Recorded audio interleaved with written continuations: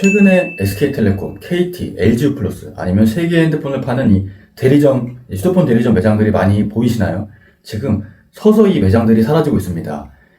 남아있는 매장들도 그냥 앉아서 핸드폰만 보는 사장님들이 부지기수인데, 이 대한민국 휴대폰의 유통시장 지금 무슨 일이 벌어지고 있는지 한번 내용을 정리해 보겠습니다.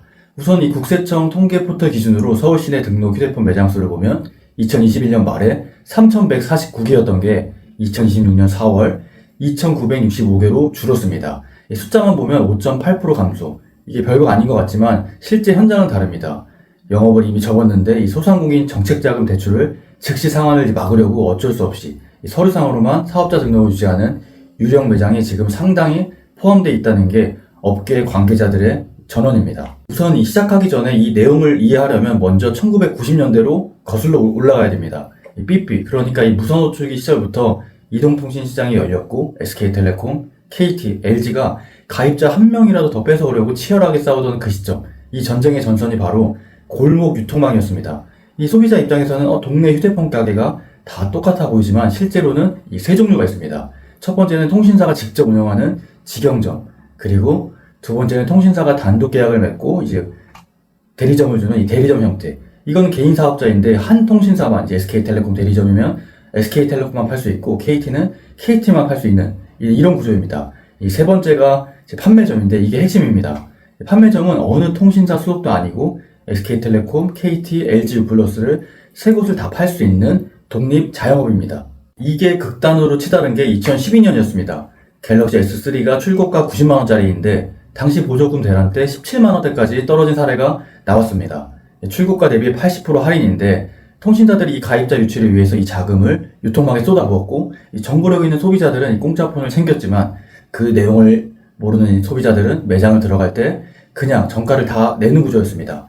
추가적으로 말씀드리면 과거 S23, 더 예전에는 소위 단통법 규제가 없을 때 손님들에게 지원해 줘야 될 돈을 주지 않고 직접 이 매장에서 챙기는 이런 사례도 많았기 때문에 한 대를 팔면 거의 100만원 정도 남는 이런 사례가 많이 있었습니다. 그러다 보니까 일반 매장들은 거의 매장당 평균 100대 이상은 기본적으로 팔았는데 100대 팔면 매장 100만원씩 계산해보면 한 달에 1억 이상 버는 매장들이 부지기수였습니다. 지금은 이 단말기마다 다르지만 평균적으로 한 대를 팔면 한 15에서 20만원 정도 남는다 라고 보시면 될 것 같습니다.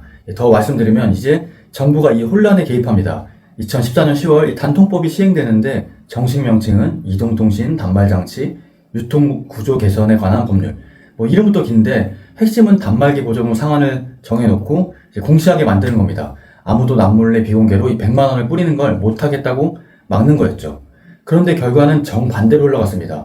이 공시지원금 상한 규제로 매장 간 가격 경쟁이 막혀버리니까 소비자 입장에서는 이 체감하는 실구매가가 오히려 더 올라갔습니다. 이 정보력 있는 사람이 치고 나가는 시장이 사라진 대신에 모두가 비슷하게 이 비싼 가격을 내는 시장이 됐습니다. 그리고 온라인 중심의 이 불법 지하시장, 이른바 성지라고 불리는 곳이 더욱더 음지로 파고들었죠. 결국 2025년 7월 22일 단통법이 공식 폐지됩니다. 11년 만인데 이제 유통점이 자율로 보조금을 얼마든지 줄 수 있고 기존 선택약정 25% 요금 할인에 추가 보조금을 함께 받는 것도 가능해졌습니다. 사실상 규제가 사라진 거죠. 그런데 이제 골목 매장들이 다시 살아나고 있을까요? 이게 지금 그렇게 단순하지 않습니다. 지금 통신사들은 이 5G 고도화나 AI 신사업에 자금을 쏟아붓고 있기 때문에 2010년대처럼 가입자를 이제 뺏는 이런 영업 방식은 지금 완전히 전략에서 벗어나 있습니다. 규제는 풀렸는데 지금 돈이 안 풀리는 구조. 그래서 이제 골목 매장 입장에서는 단통법 폐지가 기대만큼 지금 기회가 되지 못하고 있다고 합니다.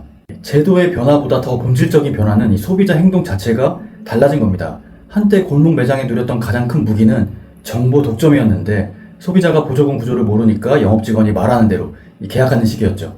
이게 인터넷 커뮤니티가 발달하면서 완전히 무너졌는데 호갱 방지 커뮤니티가 문화가 됐고 불투명한 오프라인 기업을 기피하는 흐름이 생겼습니다. 그 결과 지금 자급제와 알뜰폰이 급성장하고 있습니다. 구조는 간단한데 스마트폰을 약정 없이 일시불로 산 다음에 요금제에 따로 가입하는 겁니다.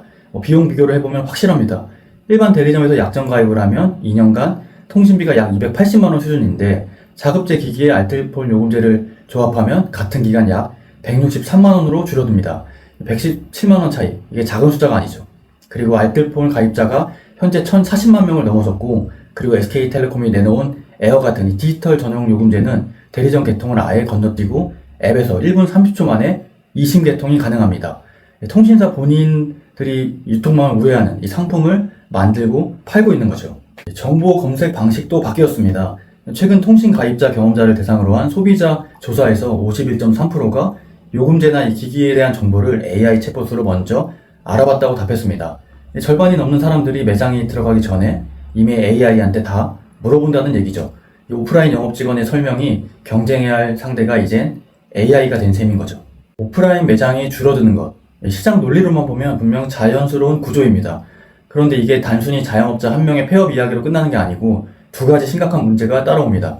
첫 번째 문제는 스마트폰 앱 설치, 그리고 금융결제 앱 다운로드, 본인 인증 스팸 차단 같은 걸 혼자 못하시는 어르신들이 동네에 남아있는 유일한 매장을 찾아옵니다.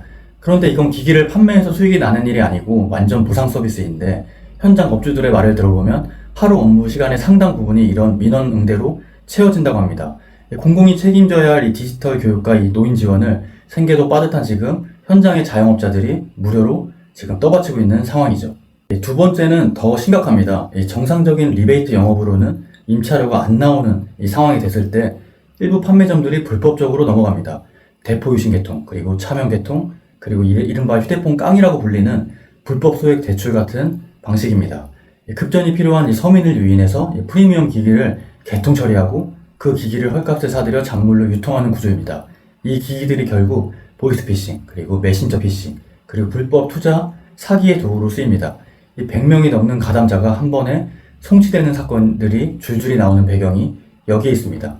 이게 바로 역설인데 시장이 스스로 정리되도록 놔뒀더니 이 빈 상가가 합법적인 사업 공간이 아니라 사기 범죄의 하청 기지로 바뀌고 있다는 지금 이야기입니다. 이 자영업 붕괴를 그냥 시장 논리에만 맡겼을 때 어떤 치안 문제가 생기는지 보여주는 극단적인 사례입니다. 그럼 정리하겠습니다. 분명히 온라인 발달로 오프라인 핸드폰 매장이 사라지는 건 당연한 것 같습니다. 하지만 이 오프라인 매장에서 이 노인들의 질의와 또한 핸드폰 사기를 방지해줬던 이 부분도 분명히 있었기 때문에 이 정부 차원에서 겨우지라든지 이 노인들을 위한 핸드폰, 스마트폰 교육이 지속적으로 필요할 것 같습니다.